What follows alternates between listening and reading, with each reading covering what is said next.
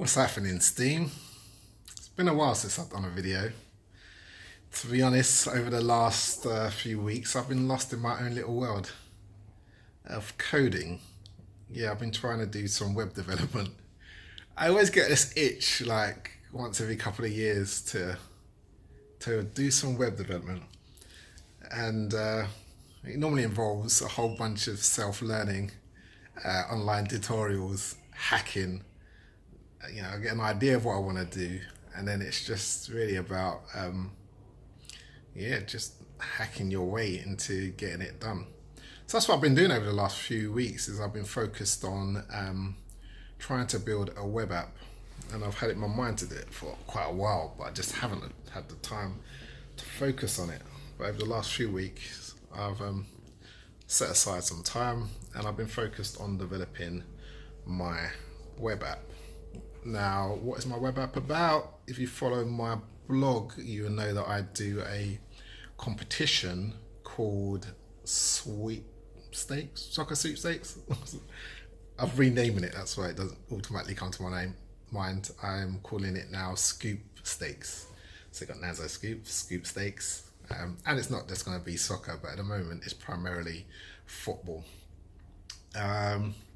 So that's quite simple. All you really need to do is submit some predictions on football matches. I'll give you a whole bunch of football matches. You submit your predictions in a certain format, and then the person who gets nearest to the correct results wins some prizes. In this case, they win some Steam.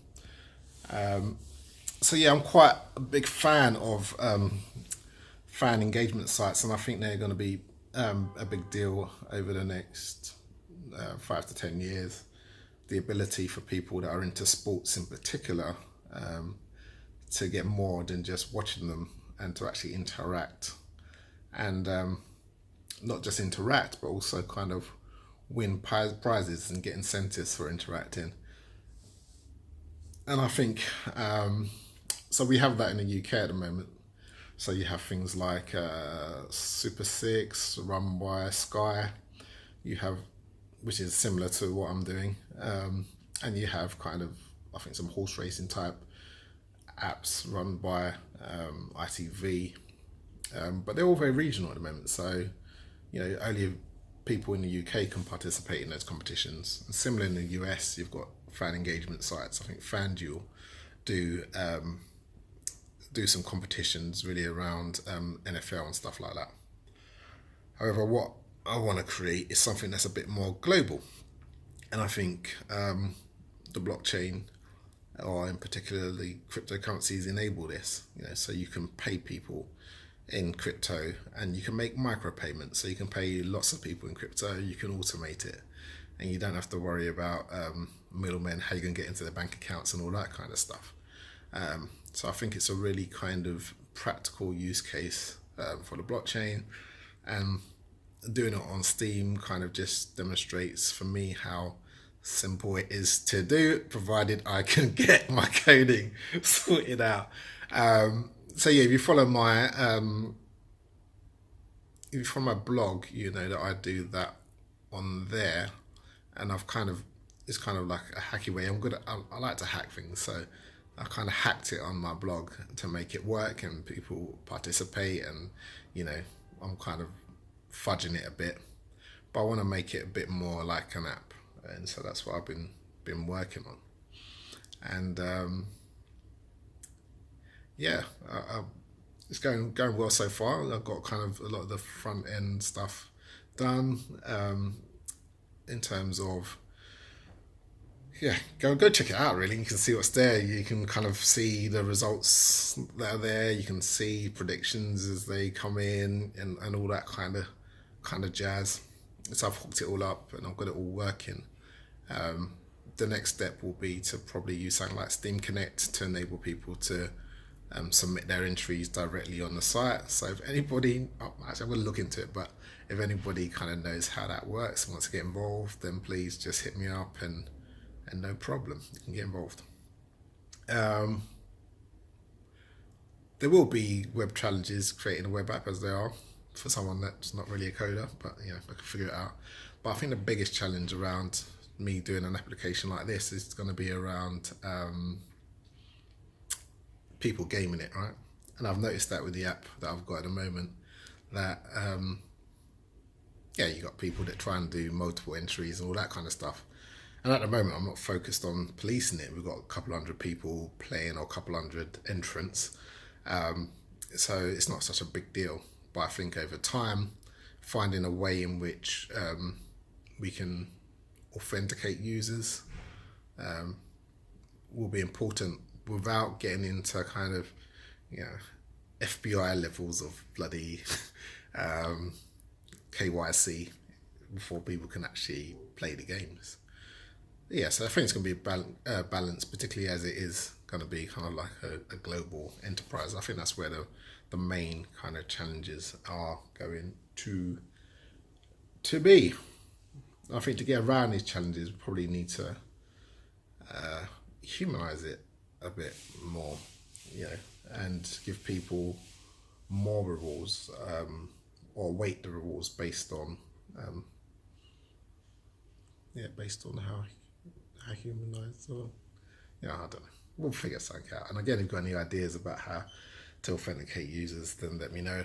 I think it's a challenge for a lot of blockchain apps, and even Steam's got the challenge. And I know they talk about kind of oracles on Steam and ways in which you can get a level of user identification, and you've got a lot of solutions that have been floated around. But I think that's the kind of challenge for an app that, like Scoopstakes, is gonna need to overcome, that of user verification. So at the moment, I am out in Malta. I'm locked up in my hotel room. Not locked up, really. I'm just chilling in my hotel room at the moment. I flew out to Malta for this Malta Blockchain Summit. For those of you who don't know, the Maltese Prime Minister is very bullish on crypto and blockchain. He recently did a speech, I think it was at the United Nations, where he says he wants Malta to become the blockchain island, which you don't really hear, particularly in a bear market. So I figured, hold on a minute, what does he know that I don't know? Let me go out to Malta and see what's actually going on. The summit, I think, primarily is going to be around ICOs and exchanges, because Malta recently enacted some legislation I think it was in July, which will enable ICOs and exchanges to be regulated by the Maltese government. And I think this is positive, because it means that some of the ICOs and exchanges out there will have the Maltese stamp of approval, which will give people a bit of confidence that they aren't all cowboys and fly-by-nights, and that the ones that are regulated can be trusted to the degree that they are regulated by the Maltese government. So I think that's a positive, and will give people confidence, or more confidence in the space as a whole. So I figured I'll come out here and I will check out the conference. I was invited to come, so I figured I'll come and check it out, and just take the temperature. And I thought I'd come a day early and check out Malta, but the weather has let me down. Let's go have a look. You come away from London, you fly all this way hoping to get some sun, and it's literally, I don't know if you can see it, it's literally grey, it's raining. But it's nice it's like London with different types of buildings, but it's nice to get out here and listen to some speeches, chat to some people, and just basically see what's going on, isn't it? For those of you that are going to Steamfest next week, I'll see some of you there in Poland. And right now I'm just going to sign off and yeah, go and check out a bit of Malta in the rain. Why not?